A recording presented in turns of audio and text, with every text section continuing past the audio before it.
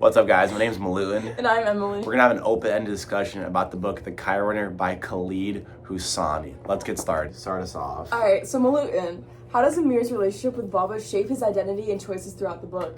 So Amir feels emotionally distant from his father and struggles to earn his respect. The reason he struggles to earn his respect because his dad is a very well-respected, uptight, socially respected man, and Hassan is the complete opposite.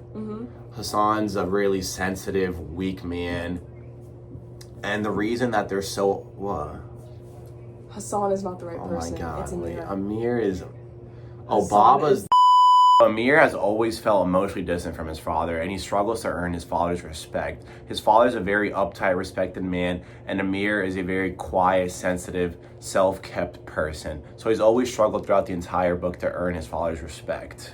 Okay, so is he kind of like stuck in his father's shadow the entire time? Throughout most of the book, he's stuck in his father's shadow, and he feels that he has to win the kite contest to be able to earn his father's respect.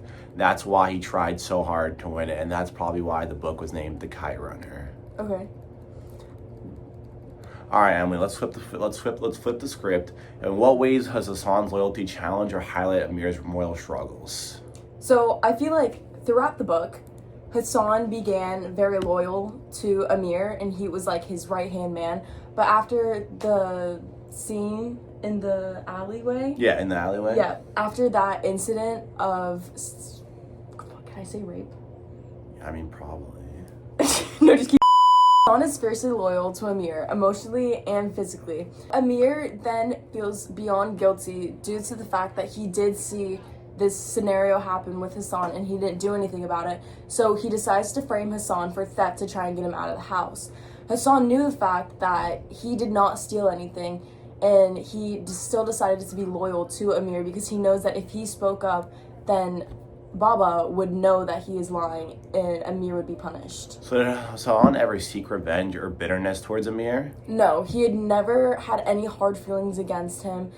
Anytime they were ever together, their friendship did fall, but he never seeked revenge. He never wanted to get back him for anything. He still respected him and loved him with all of his heart. That leads to Gil. Foreshadow these themes. Foreshadow is a central theme, especially. Alright, hey Milutin, let's get a little bit more into the book. So in the first sentence, it says, I became what I am today at the age of 12. What do you think that means? I think that sentence has multiple meanings to it. I think foreshadow themes of guilt and oh my god. You got it. I think that sentence has a lot of meanings to it. I think as the story unfolds, you learn that Amir's betrayal of Hassan was definitely a traumatic event, and especially at the young age of 12, could lead to a lot of guilt and self-loathing. The first sentence in the book definitely foreshadows the central themes, which those themes being the ethical weight of Amir's decisions to not say anything, especially with that, the emotional weight that something like that can carry on a person, especially at a young age of 12, which goes back to that sentence of being, I became a man at 12, which pretty much something like that happens to someone, you have to learn to adapt quickly and to be able to deal with a situation like that. Especially in the beginning of the book, when you have the reflection, when Amir frames the novel as a personal reckoning, it suggests that he looks back and regrets his decision of not telling anybody. He also focuses on the moment right past the beginning signals that the book will jump between timelines showing the past actions continue to influence the present, which is, of course, that guilt that he still feels. I agree with that, and I think that a part of that could be that he learned at a young age that he's a coward and that he runs from his issues. Like you were saying with the domestic violence with Hassan, he kind of ran from that and ignored it. And when he did leave Afghanistan, he ran from the issues because that's when all of the tariffs were coming in to take over the city. And he only then came back later on in the book when he was forced to. So I feel like he knew from a young age that he'd be a coward and kind of ran from all of his issues. You said when the tariffs are coming into the city, I'm not gonna lie. Yeah, that's like the terror. Terrorists? You mean terrorists? terrorists? Yeah. You said terrorists. Guys, I meant terrorists. All right, Emily. Every piece of literature has a literary device. Let's look into the literary devices that were used by Hassan. Oh my god, not by Hassan. All right, Emily. Every book has literary devices that help amplify what the author is trying to show. Let's talk about some literary devices that were used in this book and how it helped amplify what the book was trying to read. Okay, so I think symbolism was the first one that was very prominent throughout the entire text.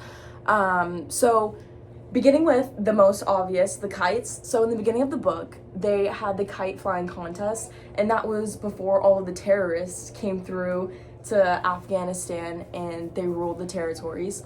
So I believe that that kind of showed freedom and free will for the kids. When the kites are flying, there's almost no issues in the world. And then once these people come in and they take over and everything kind of turns to crap, there's no kite flying anymore. And then towards the end of the book, back in America, once Amir rescues Hassan's child, I did forget his name, but once he rescues him to bring him to America, then they begin flying the kites again. So I feel like that kind of just shows freedom. And then another one was the old oak tree. Do you remember that part? Yeah. How they carved their names into the tree. So Hassan and Amir, when they were young children, they carved their names into the tree, but at the time it was a dead tree. So I feel like that kind of relates into foreshadowing, which is our next literary element. But it kind of shows that although they had a good friendship bond, it was already showing that their friendship was going to die. Yeah, and I think foreshadowing, like you said, leading us into the next literary device that the author used. Foreshadowing is used out through the entire book, especially in the first couple of opening lines. Foreshadowing was a central event that helped shape Amir's life and the later betrayal to Hassan. There's a couple sentences that promise that something monumentous happening at the age of 12, setting the stage for emotional and moral conflicts that follow the readers immediately drawn into Amir's internal struggle. Couple of the items that were used to foreshadow were, like you said, the kites. The final kite in the tournament was introduced early on as a symbol of Amir's desire to earn his father's respect. That foreshadowing later sets aside Amir's past of betrayal and guilt into motion. Later in the book, the kites will become a symbol of redemption as Amir's final act of running a kite. What the fuck is that word? Autonomous? Do you want to just redo that foreshadowing part? So later on in the book, towards the very end of it, once Amir is back in America with Hassan's son, Hassan does say in the beginning of the book, for you 1,000 times over, meaning he would run a kite for him 1,000 times over, showing his loyalty to Amir and how he would do just about anything for him.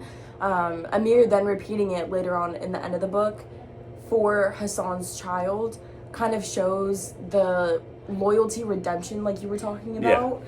And he was saying 1,000 times for you, or for you 1,000 times I would run the kite, meaning that he would go beyond and over to almost redeem himself for not being loyal to Hassan and not giving him the kind of friendship that he deserves. So now he's trying to do that with his son. So that sentence just there alone kind of foreshadows from the beginning of the book to the very end of the book of redemption. And that's all we have for you guys today. Thank you guys so much for our open discussion on the book The Kite Runner by Khalid Hassani. Bye guys.